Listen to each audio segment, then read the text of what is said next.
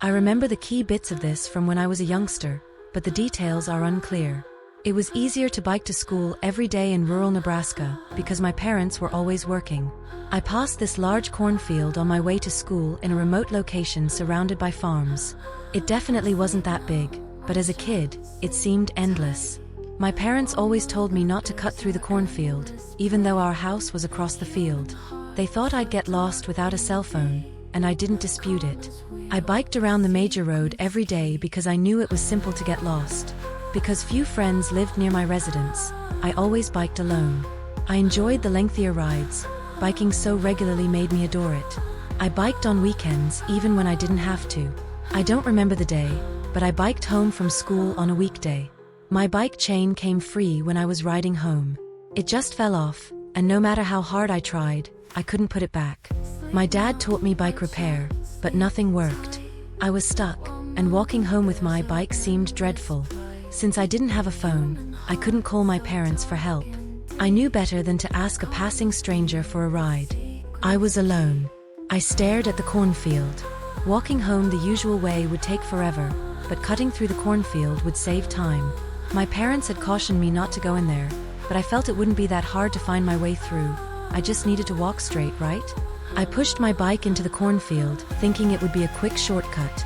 That was fine at first. The thin, clear route between the corn rows was walkable. The stalks towered over me, and there was a soft breeze.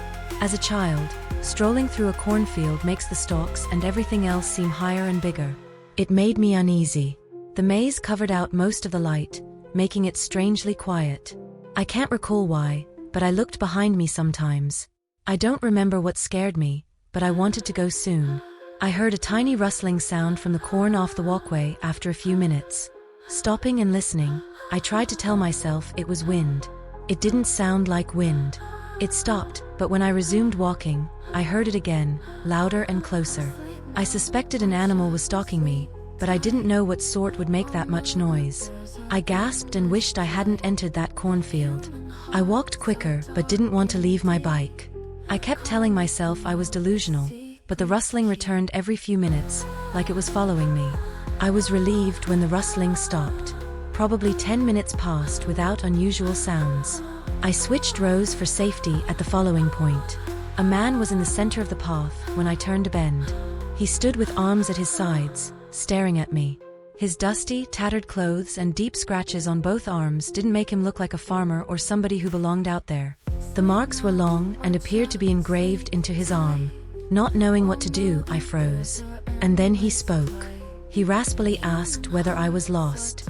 Not responding, I was glued to the location. He then stepped near me and offered to guide me home. Just like sleep paralysis, I couldn't move. Every instinct told me to run, but I couldn't. He continued walking faster with his hands spread toward me, and my legs took over. Ran as fast as I could after dropping my bike. He ran after me and shouted that he wanted to assist. He kept running. He yelled for me to stop as he crashed into the field behind me. I sometimes hid on a corn stalk and closed my eyes. I attempted to shrink. I believed I was dying. It looked like a rope in his hand. He whispered, "I'll find him," as he passed. I'll never forget that. I felt like I was concealed for hours. My legs were cramping, and my whole body was shaking, but I wouldn't move until he was gone. When I crawled out of the corn and went home, I was shivering and could barely move. It was dark. I returned home. I saw my parents, who were ill about where I was. Told them everything. My mom cried, and my dad looked ready to kill. That individual was gone by then, so they had nothing they could do. My dad searched for my bike, but found nothing. I acquired a new one a few days later, and life continued on. A few weeks later, another event forced us out. I came home from school and saw my old bike, which I had abandoned in the cornfield, on the doorstep. Not sure who was more scared, me or my parents. My parents felt unsafe with me in that house, so we left fast. My parents don't talk about it, but I'll never forget. At 28, I tried to become an author by writing for a popular newspaper, but it failed. I had come home to help my elderly parents on the farm. Not what I had intended after leaving home years earlier, but they were getting older, and keeping the place on their own was becoming harder. Cornfields stretched for kilometers around the farm, which was calm and lonely.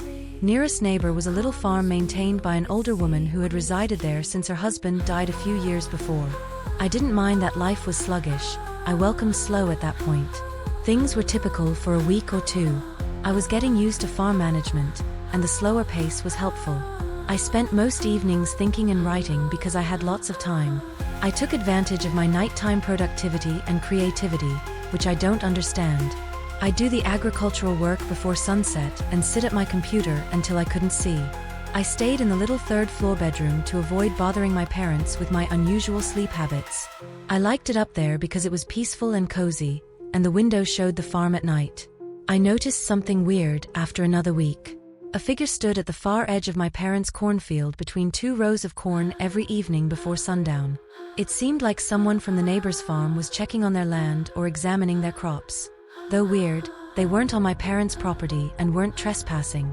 The person stood still, like a scarecrow or mannequin. No idea if it was a man or a woman, or even if they were facing me. Though unsettling, I decided it was nothing to worry about. Despite the eerie atmosphere, I thought the scene would make a cool photo, a shadow against the brilliant twilight sky and endless cornfields. Over the next 3 days, the figure kept appearing, always at the same time, always standing in the same place. I studied it intently one night to confirm it wasn't a scarecrow. I eventually saw it move, confirming it was a person. I kept telling myself it was harmless, but it was strange. I even considered the neighbor, the old woman my mother often mentioned. Maybe she was near our property for a reason, since I hadn't seen her since I returned. However, an elderly woman could only wreak so much damage. She didn't threaten my parents or their property. That would probably prevent me from writing this. In retrospect, being so indifferent was probably unwise. Things changed after a few days. Nightly advances brought the figure closer. I saw it between two corn rows, always near the house.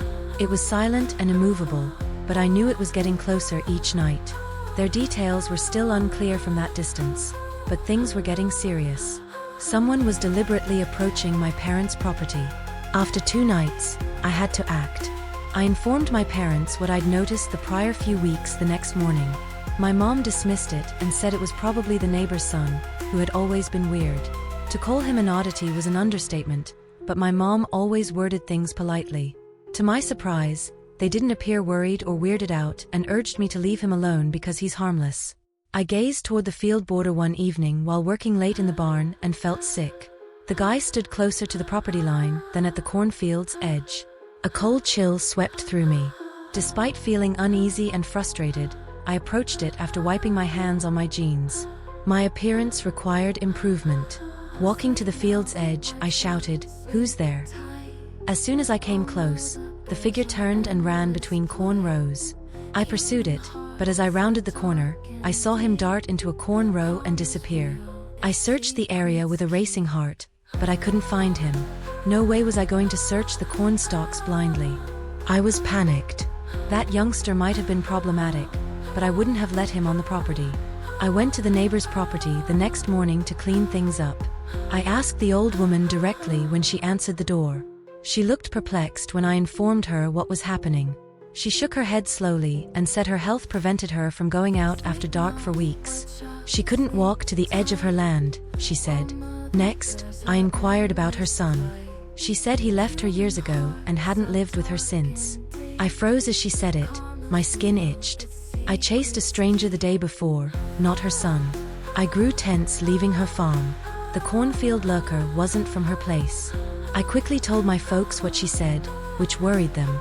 My mom proposed calling the police, but my dad said it was pointless since they hadn't done anything wrong. My dad told me to stay up and wake him up if they returned, so I did. For several days, nothing happened. The figure disappeared, which was a relief. Maybe they saw me confronting my neighbor or decided not to return after being chased. Regardless, I was relieved. Later that week, I was finishing farm chores when it got dark. The entire farm was thrown into darkness as the power went out without warning. All lights inside and outside the home went out. I was blind in the barn since I never carried my phone. I felt I understood what caused the outage, and my heart raced. I searched for the flashlight I knew was nearby in the dark. After locating it, I ran from the barn to the house before stopping. I wanted to run inside but realized it was cowardly. A slight rustling sound from the fields interrupted my rush around the house to inspect the breaker box. I realized that individual was on my land, steps away. I quietly turned and swept the flashlight beam across the area. No action occurred, just rustling sounds. But then I saw something out of the corner of my eye. I jumped and shakily focused my light at the source. A man stood a few feet from the barn. I saw that now, a bald man with a few hair spots. He was in overalls and looked at me menacingly. I saw a rusted garden shovel in his hands. Fear drove me to run. He started chasing me, horrifying me. I ran into the cornfield to lose him. I turned to see him running as fast as he could. I turned a corner and dove into a corn row before he saw me. I sat there with my heart racing, attempting to mask my breathing. I saw him rush past me after a few seconds. Most scary moment of my life. I wanted to run for my phone and contact the police, but I was scared. I pondered the circumstance and my life for a while. After leaving my hiding position, I hurried back to the home, which was still pitch black. I woke my parents and contacted the police. Police investigated the premises, but found nothing. However, they found the cause. Someone put a pail of water on our breaker box, tripping it. My parents and I installed some more security the next day and warned the neighbor to be careful. Just another month on the farm, yet nothing happened. It hurt to leave my parents on the farm with a madman, but I had to move on. I was no longer needed because they hired a farmhand to do the tasks. I still think about this odd and unsettling encounter, which was the most unsettling. I moved to Iowa to escape. I acquired a decent-paying dead-end job. I won't stay here forever, but the calm and quiet are excellent. As you can expect, there's lots of farming here. Coming from the city, the rural setting is strange, but I'm adjusting. 6 months ago, I rented a small house for cheap. The house was little, but the acreage was large. I had more land than I could use in the backyard. I'm not sure if it was a farm or abandoned, but there was a huge cornfield next to my house that ended at a wooden fence a few feet away. They were so near you could touch the house and fence at the same time. As expected, I had no neighbors. Despite appearances, I enjoyed the solitude. Some evenings, I looked out the window at the field and thought about my life while the stalks floated in the wind. Without what I'm going to say, I probably would have stayed in the house longer. It was a cold October night that made you want to stay in bed and watch the wind blow everything about. I'm unusual, but I adore being outside in this weather. In the cold, putting my hands in my jacket pockets makes me feel good. Before going inside, I smoked a cigarette on the back porch and surveyed the yard again. Almost finished, I heard a scream. Unlike the distant animal cry you hear in the country, this was distinct. Sharp and high-pitched, it was human. It sounded like a child, maybe a boy. It resonated from the cornfield beyond the house. Without thinking, I hurried inside, got my hunting rifle, and left. Not sure what happened, but I couldn't ignore a child in peril. As I ran into the cornfield, the cry grew louder. I halted and scanned the gloom but saw no one. I shouted for the kid to scream again so I could find him. Zilengse. Adrenaline rushed through me. I sprinted alongside a random row of corn using my phone's dim flashlight after jumping the fence. I shouted, but the boy never responded. Soon, I recognized I was overmatched. After calling the police, I stated what I heard and waited at home for them. I helped the officers search the field when they arrived. They let me help, which was nice. At least 30 minutes, we called out to that kid while searching. He never yelled back. There were no footprints, no evidence of movement, or any sign of anyone in that field. Eventually, we quit. The officers instructed me to call if I heard anything and left. Frustrated, but what could I do? I wondered whether it was a hoax, which made sense since the youngsters probably struggled to pass the time. It sickened me to think someone would prank someone like that. Despite my best efforts to believe it was a prank, I couldn't relax. Little did I know the issue would turn from 1 to 10. As I prepared for bed upstairs, I noticed a faint orange glow outside the bedroom window, which no one wants to see. My stomach dropped as I ran to the window. Small flames from the cornfield flickered in the dark in the distance. I recall repeatedly exclaiming, "Holy!" I knew I had to act. Though small, the windy weather made me worry that the fire would spread quickly. I ran down the stairs screaming while calling 911. I got the hose from my house, turned it on, jumped the fence, and ran into the field. I wanted it long enough to reach the fire.